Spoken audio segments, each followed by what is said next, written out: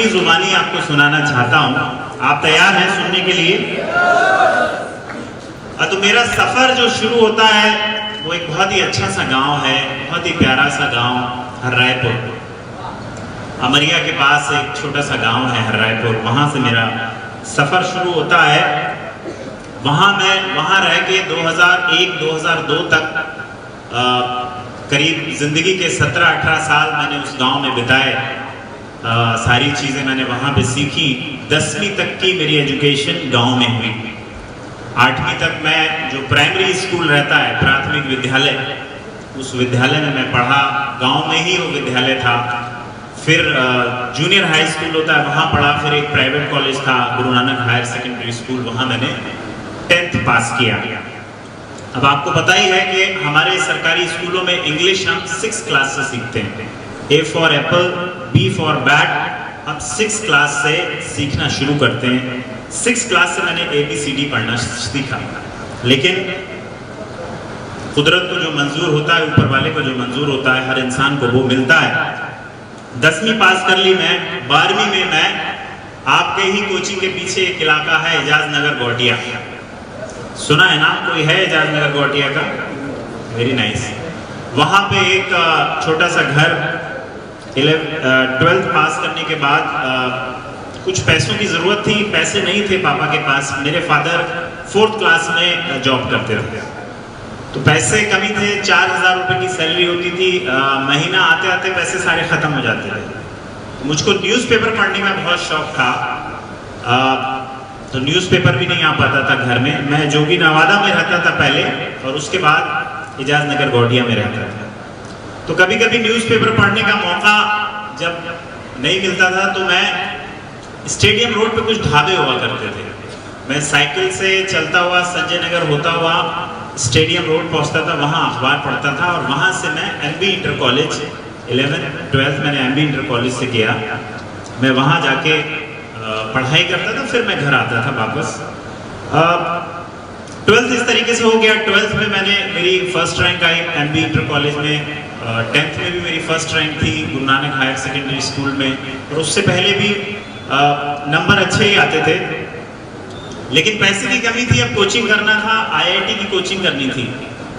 उस दौर में IIT की बहुत अच्छी कोचिंग यहाँ बरेली में अवेलेबल नहीं थी। तो लोग क्या करते थे, या तो कानपुर जाते थे या फिर कोटा जाते थे। 2 जगह बहुत मशहूर थी कोचिंग के लिए। अब कानपुर और कोटा जाने के लिए बहुत पैसों की ज़रूरत थी, वो तो हमारे पास थे नहीं। तो हमने सोचा कि यहीं पर हम कोचिंग करेंगे। तो एक क्लासेस थी यहाँ पे, कॉन्सेप्ट क्लासेस, शायद अभी भी है, वो अभिषेक सर पढ़ाते हैं। उस क्लासेस में मैंने एडमिशन लेने का सोचा कि मैं वहाँ पे करूँगा तैयारी। और कुल मिला के उस वक्त 25-30,000 कोचिंग के लगते थे। 30,000 मैंने फादर से बोला कि 30,000 यहाँ पे लगेंगे, मुझे IIT की तैयारी करनी है। लेकिन 30,000 वहाँ पे नहीं थे। अभी फीस कितनी है? 50, शायद 50,000 हो गई है। उस वक्त 30,000 थी। तो फादर ने क्या किया, एक हमारे यहाँ गांव में एक ज़मीन थी हमारे पास, थोड़ी ज़मीन थी। वो ज़मीन हमने बेची। शायद 1,20,000 की 1 एकड़ ज़मीन बिकी। और 30-35,000, 5,000 की किताबें और 30,000 की कोचिंग की फीस। वो कोचिंग की फीस अदा की, 30,000 रुपये। और बाकी जो 70,000 बचे वो एजाज नगर गौटिया में हमने एक कमरे का हमारा मकान हमने ले लिया। वहीं पर हम रहते रहे। कोचिंग किया मैंने, लेकिन IIT मेरा नहीं हुआ। लेकिन विद गॉड ग्रेस मेरा अलीगढ़ मुस्लिम यूनिवर्सिटी में BTech इलेक्ट्रिकल इंजीनियरिंग में मेरा एडमिशन हो गया और मैं अलीगढ़ पहुंच गया।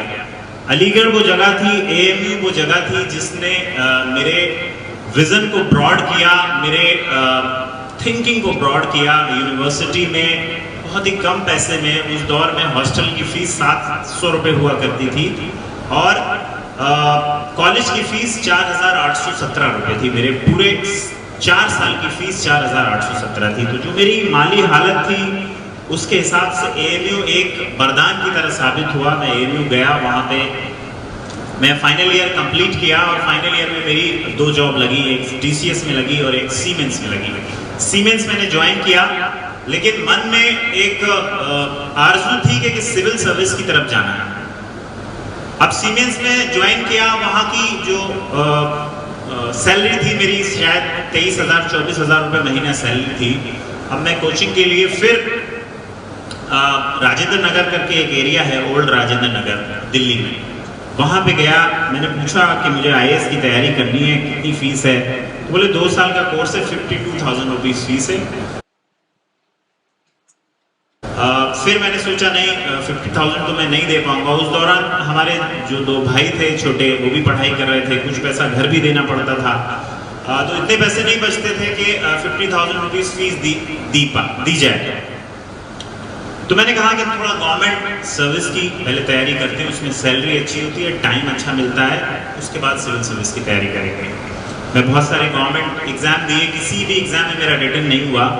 एक एग्जाम में मेरा रिटन हुआ भाभा एटॉमिक रिसर्च सेंटर के, और उस एग्जाम के इंटरव्यू में भी मैं सिलेक्ट हो गया, और मेरी job Bhabha Atomic Research Centre में as a scientist, as a scientific officer मेरी जॉब लग गई।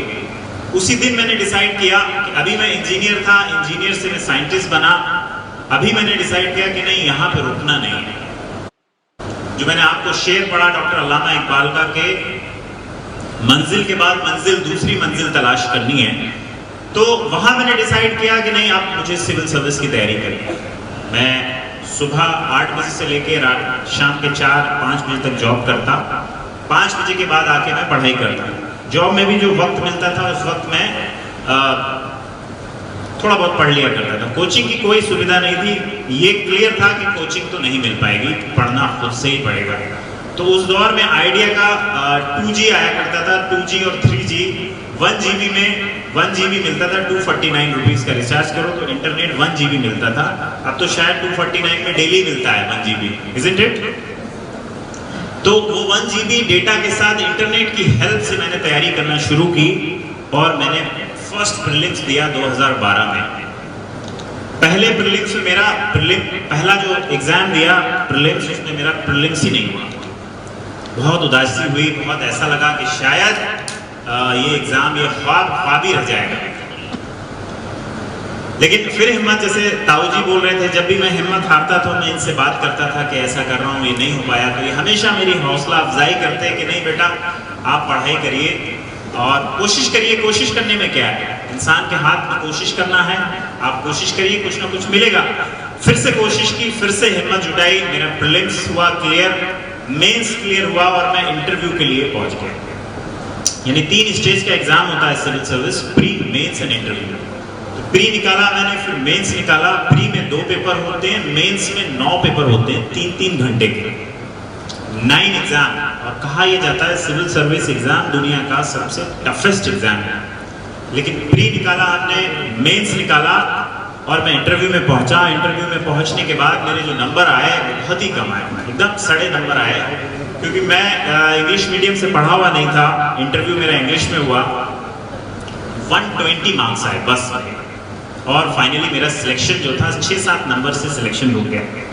तो बहुत सारे बच्चों ने, बहुत सारे लोगों ने ये कहा कि शायद बीइंग ए मुस्लिम आपका सिलेक्शन नहीं हुआ, इसलिए आपके नंबर कम दिए गए। लेकिन यहाँ जितने भी बच्चे बैठे हैं, सब बच्चों को मैं पूरे कन्विक्शन के साथ एज ए SP, अभी मैं हूँ वर्धा में, आपको बताना चाहूंगा कि हमारे देश में किसी के साथ भी किसी भी तरीके का कोई भी डिस्क्रिमिनेशन नहीं है।